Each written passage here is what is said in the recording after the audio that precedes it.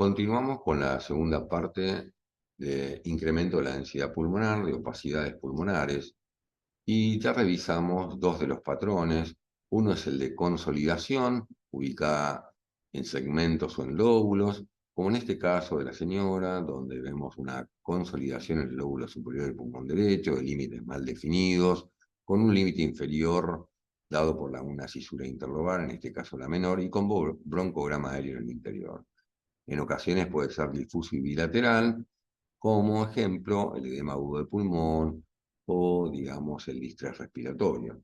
También repasamos algunos patrones de patología intersticial, como el patrón reticular, ese panal de abejas que nos obliga a estudiar a los pacientes con tomografía computada, y el patrón miliar, múltiples nodulillos de escasos milímetros dispersos en forma difusa y bilateral.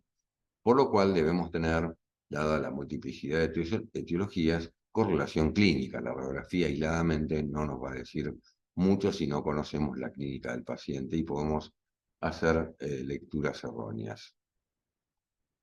Recordemos que el pulmón derecho tiene 3 lóbulos y 2 cisuras, y el izquierdo 2 lóbulos con una única cisura.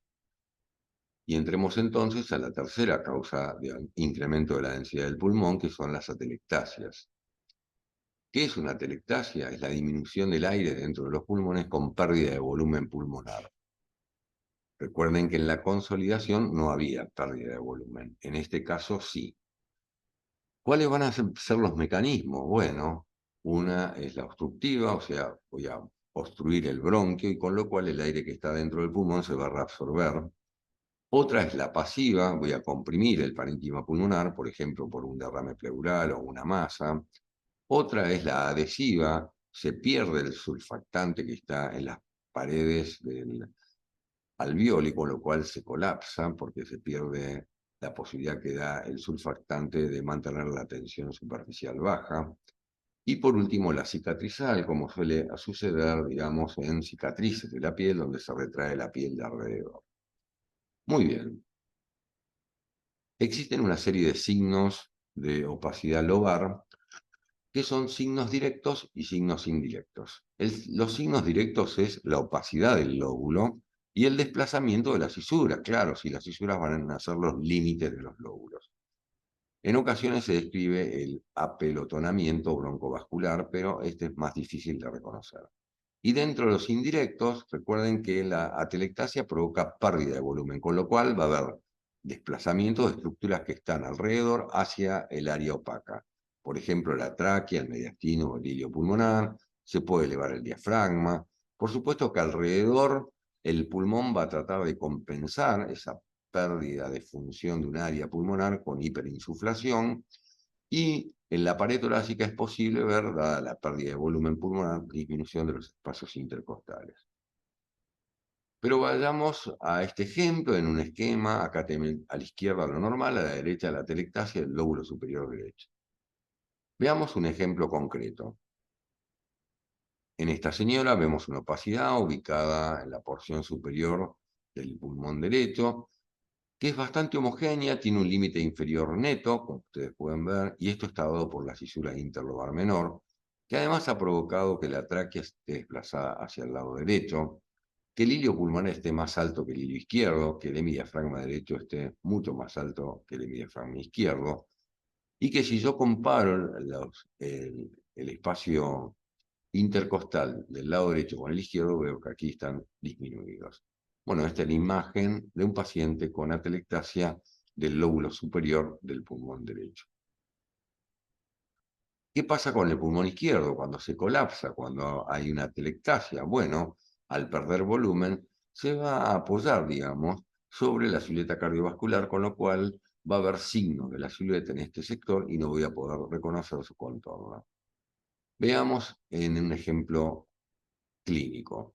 Observen ustedes que el emitor izquierdo está más opaco, que además hay signo de la silueta que no puedo reconocer el arco medio e inferior. Y cuando miro en el perfil, observen ustedes que hay una opacidad proyectada adelante y un límite neto posterior, que es la cisura interlobar. De allí hacia atrás, todo esto es lóbulo inferior, de allí hacia adelante, todo lóbulo superior del pulmón izquierdo, que además ha provocado que el hemidiafragma izquierdo se eleve e inclusive un poco la tráquea está desplazada hacia el lado izquierdo.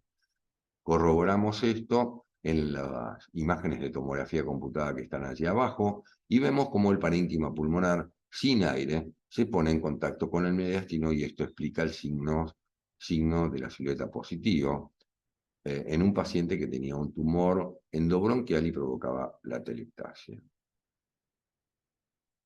¿Qué pasa con el lóbulo inferior? Bueno, es igual del lado derecho que del izquierdo. Se va a colapsar este lóbulo pulmonar y se va a poner en contacto con la columna vertebral y la aorta descendente por detrás del corazón. Pero veamos un ejemplo concreto. En este niño, la radiografía de tórax frente me permite ver perfectamente el contorno de la silueta cardiovascular, pero además superpuesto vemos un triángulo opaco aquí en contacto con la columna vertebral. Además hay signos de pérdida de volumen, como es la elevación del hemidiafragma izquierdo, y en el perfil recuerden nuevamente que la columna vertebral tiene que ser cada vez más radiolúcida de arriba abajo. Esto se ha perdido porque hay una opacidad superpuesta a la columna, que es la del lóbulo inferior. Vemos en la tomografía computada aquí abajo cómo la atelectasia del lóbulo inferior se apoya sobre la aorta descendente y columna vertebral, y es esta opacidad triangular que reconocemos en la radiografía. Y por último, el más pequeño de los lóbulos, que es el lóbulo medio. Al perder volumen se va a poner en contacto con el corazón y entonces tendremos signo de la silueta con el contorno de la aurícula derecha, y en la radiografía de perfil se verá como un triángulo opaco dado por un límite superior que es la cisura menor. Fíjense que debería tener una posición horizontal y que ha descendido. Pero veamos un ejemplo clínico. Aquí en este niño observamos una opacidad pulmonar que hace signo de la silueta. No podemos reconocer acá el contorno cardíaco. Y en el perfil se observa como este triángulo opaco que está aquí, con los límites dados por las fisuras interlobares, que la fisura menor no está en su lugar, no es horizontal, sino que está descendida.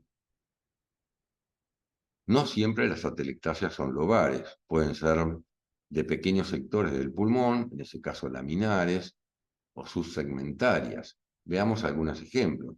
Este paciente con mala mecánica respiratoria no puede excursionar bien sus hemidiafragmas, con lo cual el parénquima pulmonar en las regiones basales tiene estas bandas que son atelectasias laminares.